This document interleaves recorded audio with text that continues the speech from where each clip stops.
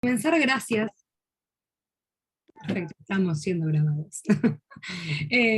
Gracias, muchísimas gracias por la invitación. Eh, para mí es un honor compartir acá. Llegué tarde por un compromiso familiar. Estar en Argentina, no venía a mi tierra hace muchos años.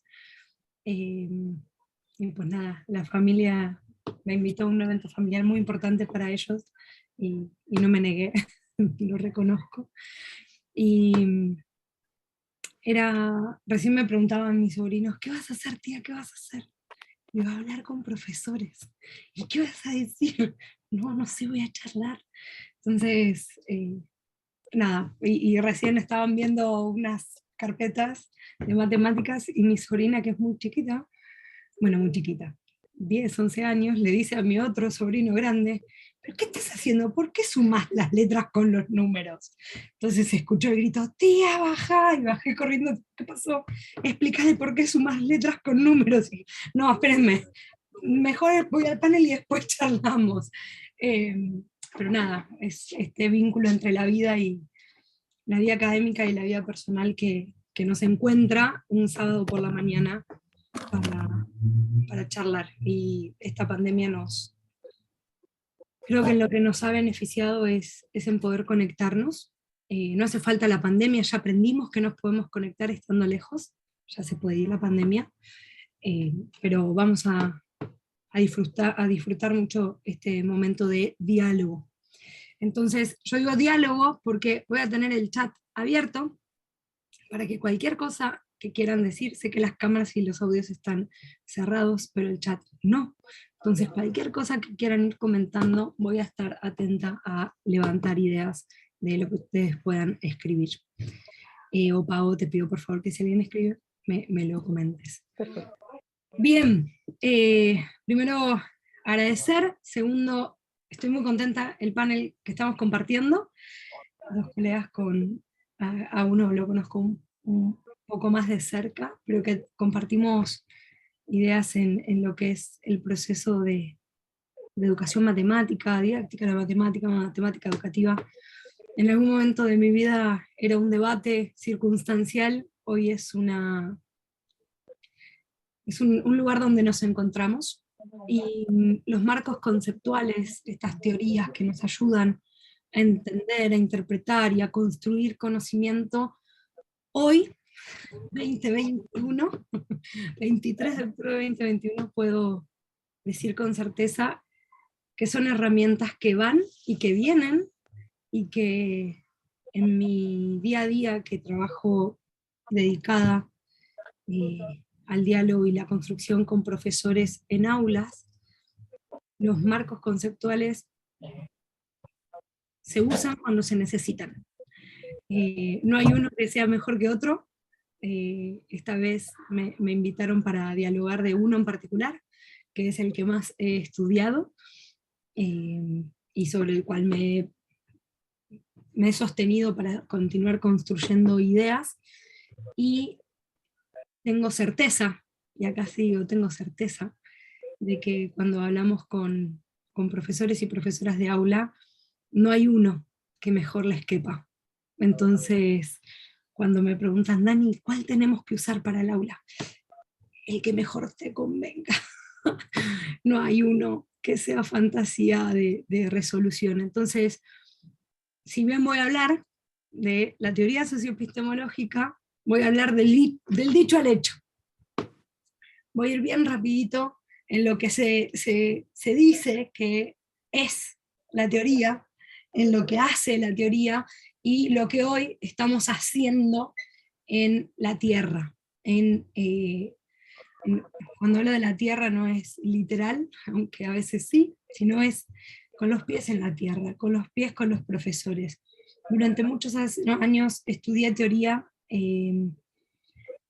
me reconocía varias partes de la comunidad como una teórica de construir teoría, y hoy estoy mucho más cerca de la práctica, de lo que es funcional para el aula, lo que nos sirve para transformar en el aula, porque considero que es muy importante la construcción continua de teoría y también tener un poco los pies y no los ojos, los pies en la tierra, que es muy distinto, mirar la práctica y estar en la práctica. Entonces, del dicho empiezo a charlar de esto del dicho, y en una estructura, si quiero hacer un camino, esto, me acuerdo que en Argentina una vez me pidieron, Daniela, necesitamos una ruta de qué hace un socioepistemólogo, una socioepistemóloga cuando hace algo en socioepistemología. Entonces, bueno, cuando hablé con Pau de Pau, ¿qué quieren? ¿Qué queremos para dialogar? Y dijo, bueno, que se conozca qué se hace desde la teoría, qué es lo que se está trabajando. Entonces, este es un camino rápido para poder después mostrarles, cuando vamos a acciones explícitas, qué es lo que podemos estar haciendo. El objetivo que se plantea la teoría socioepistemológica es la democratización del aprendizaje. Y cuando hablamos de la democratización, estudiamos en su momento, estudié, qué era la democracia, y qué era la democracia a nivel estatal, que tiene que ver con garantizar el acceso a la educación. Y este acceso al conocimiento no garantiza, y tampoco lo garantizamos nosotros, pero intentamos acercarnos a esa manera, donde la educación matemática, la matemática educativa, la didáctica, la matemática, lo que se plantean es, una vez que está el estudiante dentro del aula, ¿cómo genero aprendizaje? Y también cómo genero, desde la parte de los profesores, cómo genero procesos de enseñanza efectivos que generen procesos de aprendizaje efectivos, eficientes, prácticos y demás. Entonces, toda esta idea de la democratización del aprendizaje, la propuesta que se hace es trabajar con el uso del conocimiento. Pasar del conocimiento propiamente dicho como un valor agregado que no tiene uso y funcionalidad, a generar prácticas que los estudiantes puedan llevar a la construcción de este conocimiento, no únicamente como la aplicación de un conocimiento. Ahora voy a dar uno de estos ejemplos. ¿Dónde comienza? ¿Cuál es el primer interrogante que se hace la teoría socioepistemológica? Es la idea del discurso matemático escolar.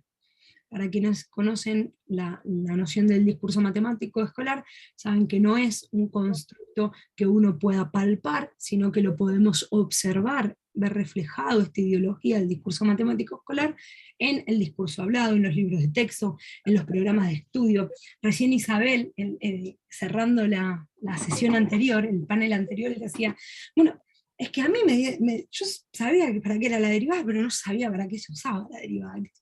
Bueno, entonces esto de saber resolver derivadas tiene una esencia fundamental en lo que es la trayectoria educativa de un estudiante, y ahí, si nosotros vemos un libro que únicamente resuelve derivadas, pero no habla de qué es la derivada y para qué se usa la derivada, ahí vemos una ideología puesta sobre lo que es el conocimiento matemático escolar. Entonces, esta manera de analizar el discurso matemático escolar nos permite hacer cuestionamientos. ¿Por qué hacer cuestionamientos? Porque nuestra estrategia es descentrar el objeto matemático. Si nosotros sabemos resolver derivadas, pero no sabemos su uso, lo que estamos sabiendo es cuál es el concepto, cuál es la propiedad, pero nos falta todo lo que está alrededor de este objeto matemático. Por eso la estrategia es la descentración del objeto. Solo como ejemplo, la proporcionalidad tiene ciertas ideas que son claves dentro de la estructura escolar que nosotros podemos ir cuestionando. ¿Con qué manera nosotros vamos a estar cuestionando? Es haciendo esta descentración en donde vamos a cambiar de mirar el objeto matemático, en donde las prácticas pasan a ser la manera en la cual yo entiendo, compruebo si el estudiante aprendió mi objeto matemático que estoy enseñando, y lo doy vuelta, por eso está cambiado el foco, lo doy vuelta y digo, la práctica es el escenario en donde el estudiante construye el objeto matemático que voy a significar posteriormente. Esta idea de, bueno, y uno de los grandes supuestos es la socioepistemología se olvida del objeto. No, no se olvida del objeto. lo tiene sumamente presente. Lo único que hace es cambiar su foco y pone a la práctica no como la comprobación del aprendizaje, sino como el escenario de la construcción de ese conocimiento. Ahora, ¿cuál es el método para poder hacer este cambio de la descentración del objeto? Porque no está tan fácil decir, bueno, ¿cómo le cambio la idea? Bueno, ahí nosotros proponemos lo que es la problematización del saber, que tiene distintas dimensiones, distintos escenarios donde vamos a estar haciéndonos preguntas, didáctica, cognitiva, epistemológica y social, en donde podemos preguntarnos cómo aprende un grupo de estudiantes y cómo aprende el profesor, y también nos vamos a estar preguntando cómo se produce la difusión institucional más ampliamente. A nivel cognitivo es cómo resuelven problemas estudiantes o profesores, pero también nos podemos preguntar cómo desarrolla el pensamiento matemático cualquier persona, porque eso nos va a dar indicios de qué cuestiones podemos trabajar en la práctica. A nivel epistemológico, ¿dónde nace un conocimiento? Pero también cuáles son los escenarios, cuál es el escenario contextual donde surgió eso, y preguntarnos si conviene replicarlo o no ese escenario. A veces no es tan bueno traer al escenario histórico para la construcción de un conocimiento. Hace más complejo el aprendizaje. Y a nivel social, no solo hablar de contextos sintácticos en donde sea toda la redacción y demás, sino también hablar de contextos reales en donde la matemática sea la herramienta funcional para construir conocimiento. ¿Qué es lo que nosotros cuando hacemos esta problematización del saber? Que no les voy a dar un ejemplo, los voy a dejar con muchas ganas de saber, de tener algún ejemplo. Hay muchas conferencias que se pueden compartir y pueden acceder a ellas, y también bibliografía, y obviamente estoy a disposición de explicar lo que fuera necesario, pero acá es como dar la idea general. Una vez que hacemos esta problematización, el resultado es poder comenzar a pensar en la construcción social del conocimiento matemático. Que esa construcción social del conocimiento matemático nos habilita, nos permite ver ciertas prácticas que están asociadas al objeto matemático. Entonces, cuando nosotros veíamos la proporcionalidad como un contenido curricular, hay un montón de ideas que están alrededor que yo empiezo a poner en juego para cuando hago lo que es la táctica para trabajar con este conocimiento matemático curricular que está en las escuelas. Combinación de prácticas, aula extendida y transversalidad y valor de uso. Estas ideas que nosotros trabajamos de manera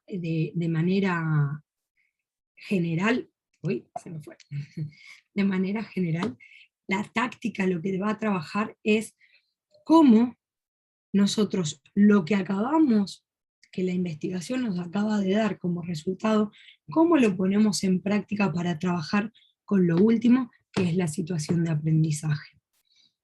Prácticas asociadas, yo voy a estar trabajando en vez de lo que es, en el caso de la proporcionalidad, razón, proporción, proporcionalidad, voy a estar trabajando con las prácticas que son conmensurar como asociada a la proporcionalidad, equivaler asociada a la proporción y comparar asociada a la razón. Entonces voy a diseñar situaciones de aprendizaje para que el estudiante comience a poner en juego estas prácticas. Y de esa manera construir significados asociados al objeto matemático, proporcionalidad, que es el que voy a estar queriendo trabajar con ellos. Entonces, en verdad, ¿cuál es el objetivo del dicho al hecho que quiero generar? Que la investigación me acerque de alguna manera a esta herramienta didáctica para llegar al aula, que es la situación de aprendizaje. ¿En qué sentido? Nosotros tenemos caracterizado ese discurso matemático escolar, que era un inicio, que era el origen de nuestro trabajo, para poder hablar de rediseños del discurso matemático escolar. Y dije rediseños, porque nosotros estamos seguros de que no se puede pensar en un solo rediseño, porque va a llegar un momento en que el rediseño pase a ser tan hegemónico, tan cuadrado, como tan cerrado de procedimientos, de argumentaciones, como lo es hoy lo que estamos criticando en cuanto a abrir el panorama para quienes están en proceso de aprendizaje de que tengan mayor herramienta para el diálogo y la construcción de conocimiento.